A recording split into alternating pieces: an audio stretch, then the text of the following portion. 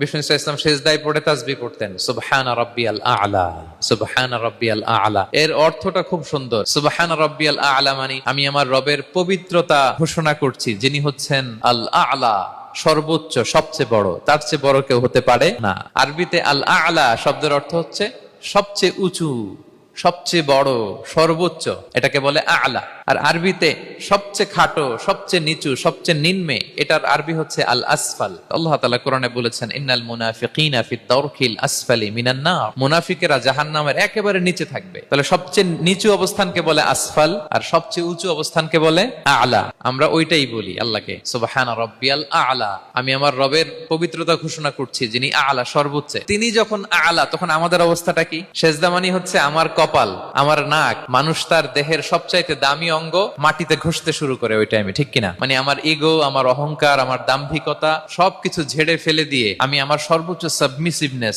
Loyalty, আনুগত্য, humbleness, বিনয় আল্লাহর কাছে দেখাচ্ছি। সেজদায় আমরা যত ছোট হই, এর চেয়ে ছোট আর হওয়া যায় না।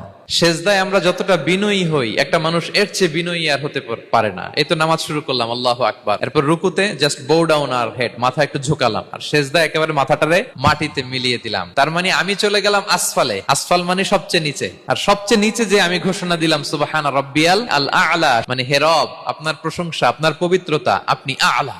আল্লাহ, আমি আর নিজেকে এর চেয়ে তুচ্ছ করতে জানি না, এর চেয়ে ছোট আর করতে পারি না। আমি আমার নিজেকে উজাড় করে দিলাম, সবচেয়ে ছোট, তুচ্ছ, নগণ্য করে আপনার সামনে উপস্থাপন করে আমি ঘোষণা দিচ্ছি সুবহানা রাব্বিয়াল আ'লা। পবিত্রতা সেই রবের যিনি আ'লা, সর্বোচ্চ। সুবহানাল্লাহ পড়েন।